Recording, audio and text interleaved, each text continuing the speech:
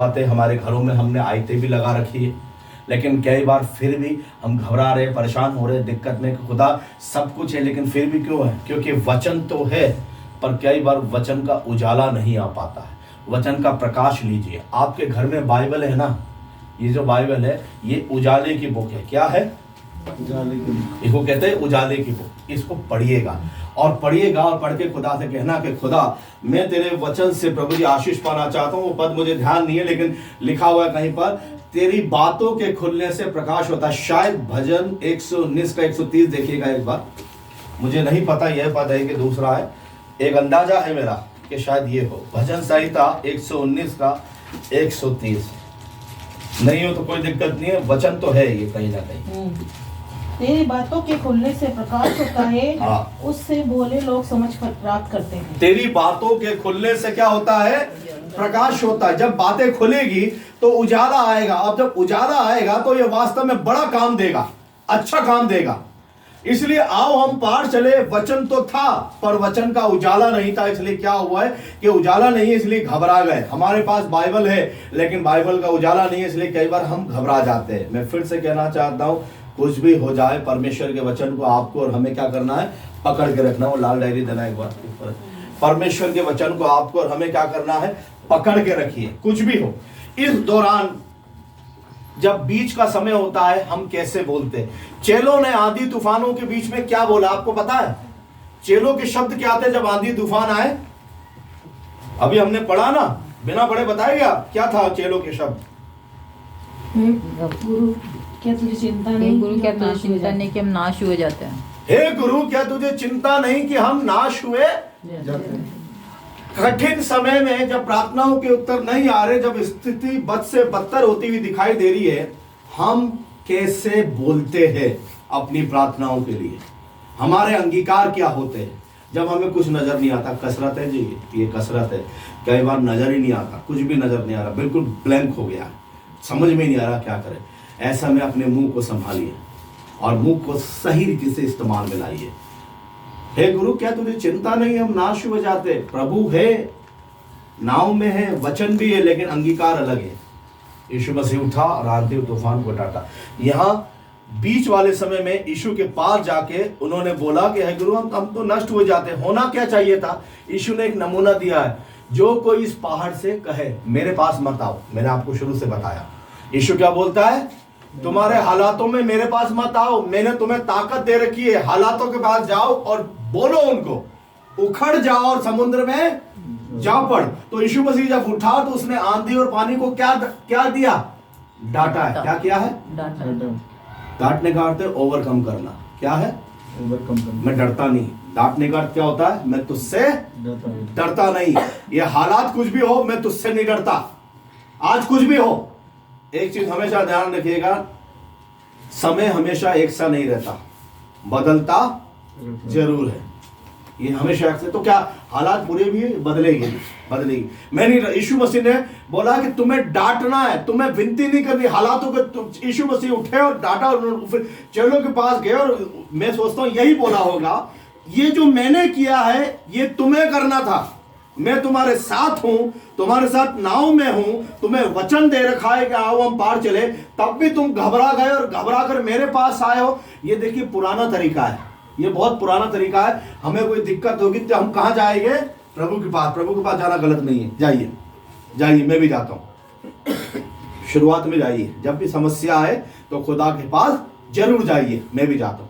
लेकिन एक बार जाने के बाद खुदा से वो ताकत लीजिए, प्रभु तेरा धन्यवाद, मुझे आज वो ताकत मिल गई। अब मैं जाऊंगा और कहूंगा इन हालातों के ऊपर, यीशु के नाम से ये हालात मेरा आप कुछ भी नहीं बिगाड़ सकते। मैं अब कहता हूं खुदा तेरे नाम से, क्योंकि मुझे रोशनी मिल चुकी है। क्या मिल चुकी है?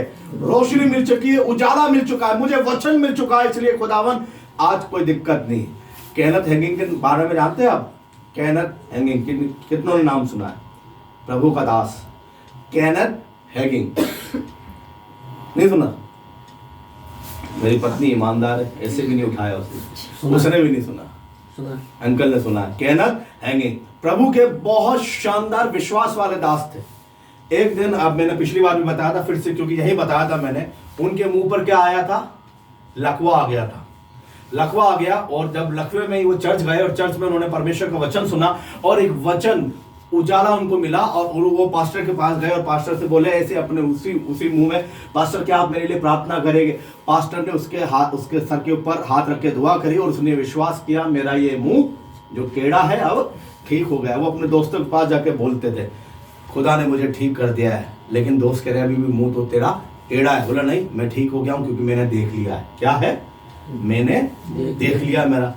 अब सारे लोग कह रहे तेरा मुंह तो टेढ़ा है, फिर कैसे मिल गया? नहीं, मैंने देख रखा है। और रात में जब गए, उनकी बुक है केनेथ हैगिन की, इंग्लिश में है, हिंदी में अभी आई नहीं है, हिंदी के लिए मैंने बोल रखा है। हमारे योगी जी है जो ये लेकर आते हैं सारी चीजें, मैंने उनको बोल रखा है योगी जी जब भी केनेथ हैगिन की हिंदी वाली वर्जन आ जाए तो जरूर बताना। तो इंग्लिश में मैंने पढ़ा, इंग्लिश में रात के समय वो परमेश्वर के जब सोने से पहले गए और उन्हें एक चीज दुआ, पता है आपको क्या दुआ करी? हम कई बार दुआ करते हैं, क्या करते हैं? खुदा मेरी प्रार्थना सुन, मेरी ये वाली प्रार्थना सुन, खुदावन मेरे पेट का दर्द ठीक कर दे। हमने एक बार प्रार्थना करी, अब रात में गए फिर हम क्या दुआ करते?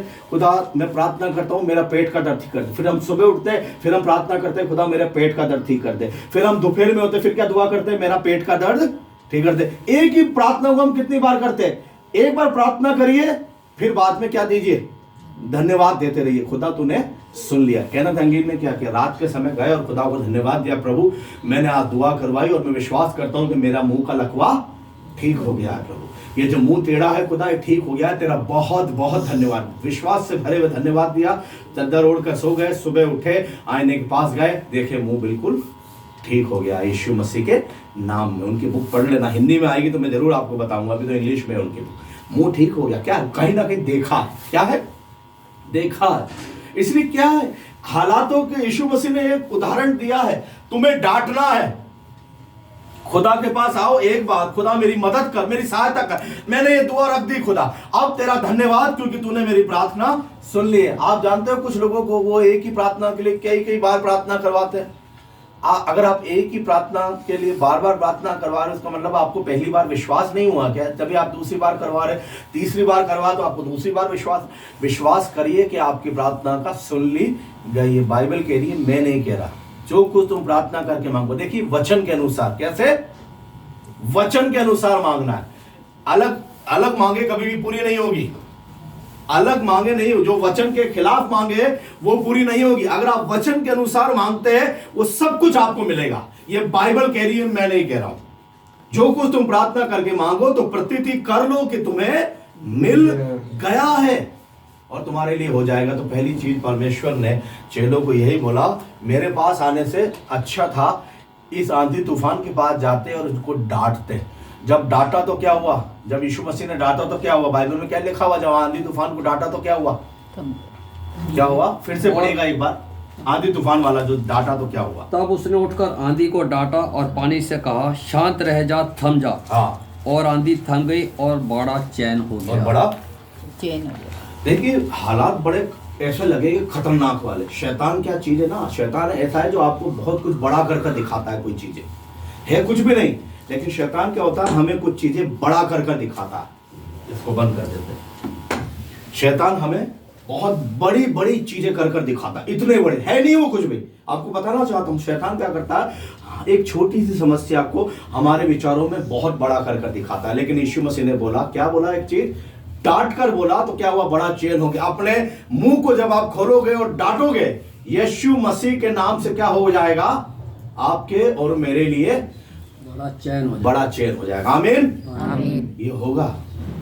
अपने मुंह को खोलिए, अधिकार के साथ बोलिए। आमीन। तो पहली चीज हमने ये देखी, यीशु मसीह ने क्या बोला उनको कि क्या तुम्हें अब तक विश्वास नहीं है?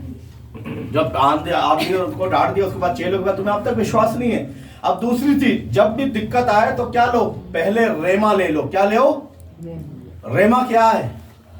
मैं आपको बहुत पहले बता चुका हूं, फिर से बता रहा हूं। देखिए जो हमारे पास बाइबल है ये लोगोस है। क्या है? यूनानी में इसको कहते हैं लोगोस। जो लिखा हुआ है ना, ये जो लिखा हुआ है ये क्या है? लोगोस है। लेकिन जो लिखा हुआ है जब ये मेरी आत्मा में उतरता है तो ये रेमा बन जाता है। आ रहा बात आपको समझ में?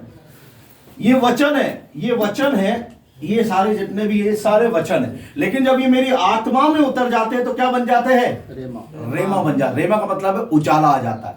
वचन तो सब है, हो सकता है कभी हम परेशानी में हो, दिक्कत में हो, और आपको ये वचन बात कर ले, कभी आप बहुत मैं एक उदाहरण दे रहा हूँ, आप बड़े मान लीजिए, खुदा ना करे, लेकिन कभी कोई दिक्कत में हो, आप चर्च में घुसो और ये वचन आपको सामने दिख जाए, अपनी सारी चिंता उसी पर डाल दो, क्योंकि उसको तुम्हारा हो सकता है आपने कई बार पढ़ा, लेकिन उस समय तक ये लोगोस था, लेकिन इस दिन ये लोगोस आपकी आत्मा में चला गया एकदम से, और आप चर्च में घुसते ही आपको लगा खुदा है ना साथ में, उसको मेरा ध्यान है ना, उसका वचन कहता है कि उसको मेरा ध्यान है, अब मैं डरूंगा नहीं। तो अब क्या आ गया आपके पास? रेमा आ गया। समझ रहे आ रहा आपको? वो वचन जो आपकी आत्मा में उतर जाए और आत्मा में उतर के आपको उजाला दे दे, वो है रेमा। तो यीशु मसीह ने बोला आओ हम पार चले, ये क्या था? एक वचन था, लेकिन ये चेलों के लिए लोगोस ही रहा।